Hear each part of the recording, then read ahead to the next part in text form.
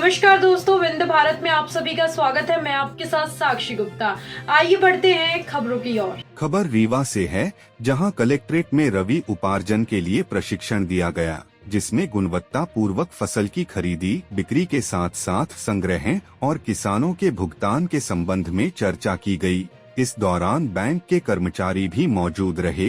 खाद्य निगम के प्रबंधक देवेंद्र तिवारी ने बताया कि 29 मार्च से खरीदी शुरू हो जाएगी। हालांकि अभी फसल की कटाई शुरू नहीं हुई है, जिससे अनुमान लगाया जाता है कि 10 अप्रैल से खरीदी में गति आएगी। आइए आपको सुनाते हैं किस तरह से प्रशिक्षण दिया गया और किसानों के लिए क्या विशेष सुविधाओं के साथ साथ किन बातों को किसानों को ध्यान में रखना होगा।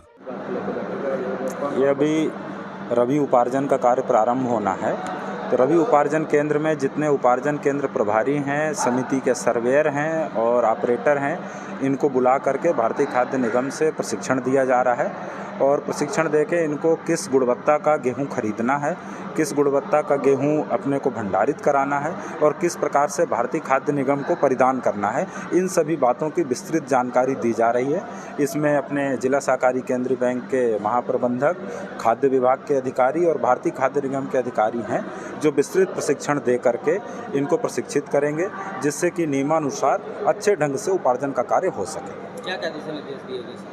निर्देश इनको जिस हिसाब से खरीदी के उपार्जन नीति अनुसार मापदंड हैं, गेहूं में किस क्वालिटी का गेहूं लेना है, उसमें क्या क्या मात्रा अलाउ है और क्या क्या मात्रा अलाउ नहीं है, इन सभी बातों की विस्तृत जानकारी के साथ साथ खरीदी की प्रक्रियागत व्यवस्थाएं कि उनको किस प्रकार खरीदना है, किस प्रकार तौल कराना है, किस प्रकार उन्हें सिलाई भराई करना है, सिलाई कैसे होगी, स्टेंसिल कैसे लगेंगे, इन सभी बातों की विस्तृत जानकारी दे करके उन्हें प्रयास किया जा रहा है कि पूर्णतः प्रशिक्षित हों और नियमानुसार उपार्जन करा सकें। इसका मूल्य निर्धारित किया गया और कब से शुरू होगी खरीदी? सरकार ने पहले 2275 रुपये मूल्य निर्धारित किया था और उसके पश्चात सरकार ने 125 रुपये का बोनस भी अनाउंस किया है।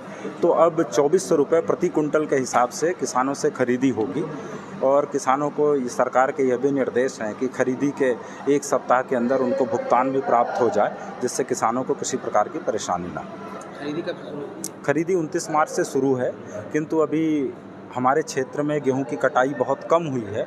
कटाई प्रारंभ है तो संभवतः अप्रैल 10 से गेहूं आना हमारे ज़िले में प्रारंभ हो जाएगा। एक बहुत बड़ी बात सामने आती है किसानों को लेकर, जब खरीदी शुरू हो जाती है उसके बाद किसान काफ़ी परेशान होते हैं कई सारी चीज़ों को लेकर। तो क्या कुछ सुविधा प्रदान की जाएगी कि किसानों को क्या कुछ मुहैया की जाएगी? इस बार भारत सरकार ने ये निर्देश भी दिया है और मध्य प्रदेश शासन के भी निर्देश हैं।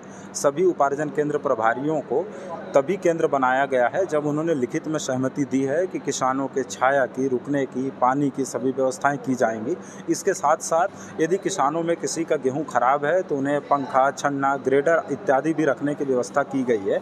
तो किसानों को किसी भी प्रकार की उपार्जन केंद्र में असुविधा ना हो, ये व्यवस्थाएं की गई हैं। इसके साथ साथ यह भी एक प्रक्रियागत व्यवस्था है कि भारत सरकार, राज्य शासन और जिला प्रशासन की टीम भी निरंतर निरीक्षण करती रहेंगी।